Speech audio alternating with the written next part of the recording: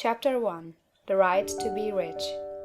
Whatever may be said in praise of poverty, the fact remains that it is not possible to live a really complete or successful life unless one is rich. No man can rise to his greatest possible height in talent or soul development unless he has plenty of money. For to unfold the soul and to develop talent, he must have many things to use, and he cannot have these things unless he has money to buy them with. A man develops in mind, soul, and body by making use of things, and society is so organized that man must have money in order to become the possessor of things. Therefore, the basis of all advancement for man must be the science of getting rich. The object of all life is development, and everything that lives has an inalienable right to all the development it is capable of attaining. Man's right to life means his right to have the free and unrestricted use of all the things which may be necessary to his fullest mental, spiritual, and physical unfoldment, or, in other words, his right to be rich. In this book, I shall not speak of riches in a figurative way. To be really rich does not mean to be satisfied or contented with a little.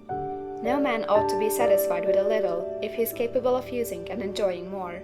The purpose of nature is the advancement and unfoldment of life, and every man should have all that can contribute to the power, elegance, beauty, and richness of life. To be content with less is sinful. The man who owns all he wants for the living of all the life he is capable of living is rich, and no man who has not plenty of money can have all he wants. Life has advanced so far, and become so complex, that even the most ordinary man or woman requires a great amount of wealth in order to live in a manner that even approaches completeness. Every person naturally wants to become all that they are capable of becoming. This desire to realize innate possibilities is inherent in human nature. We cannot help wanting to be all that we can be. Success in life is becoming what you want to be. You can become what you want to be only by making use of things, and you can have the free use of things only as you become rich enough to buy them. To understand the science of getting rich is therefore the most essential of all knowledge. There is nothing wrong in wanting to get rich. The desire for riches is really the desire for a richer, fuller, and more abundant life, and that desire is praiseworthy. The man who does not desire to live more abundantly is abnormal, and so the man who does not desire to have money enough to buy all he wants is abnormal. There are three motives for which we live.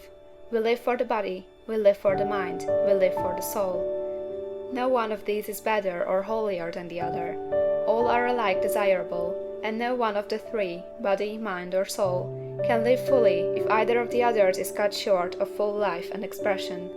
It is not right or noble to live only for the soul and deny mind or body, and it is wrong to live for the intellect and deny body or soul. We are all acquainted with the loathsome consequences of living for the body and denying both mind and soul, and we can see that real life means the complete expression of all that man can give forth through body, mind, and soul.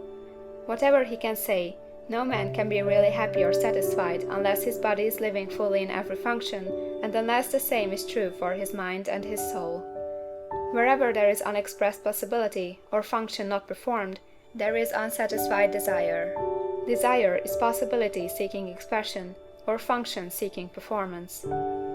Man cannot live fully in body without good food, comfortable clothing, and warm shelter, and without freedom from excessive toil. Rest and recreation are also necessary for his physical life. He cannot live fully in mind without books and time to study them, without opportunity to travel and observation, or without intellectual companionship. To live fully in mind, he must have intellectual recreations, and must surround himself with all the objects of art and beauty he is capable of using and appreciating. To live fully in soul, man must have love, and love is denied expression by poverty. A man's highest happiness is found in the bestowal of benefits on those he loves. Love finds its most natural and spontaneous expression in giving. The man who has nothing to give cannot fill his place as a husband or father, as a citizen, or as a man. It is in the use of material things that a man finds full life for his body, develops his mind, and unfolds his soul. It is therefore for supreme importance to him that he should be rich. It is perfectly right that you should desire to be rich. If you are a normal man or woman, you cannot help doing so. It is perfectly right that you should give your best attention to the science of getting rich. for it is the noblest and most necessary of all studies. If you neglect this study, you are derelict in your duty to yourself, to God and humanity, for you can render to God and humanity no greater service than to make the most of yourself. End of chapter 1.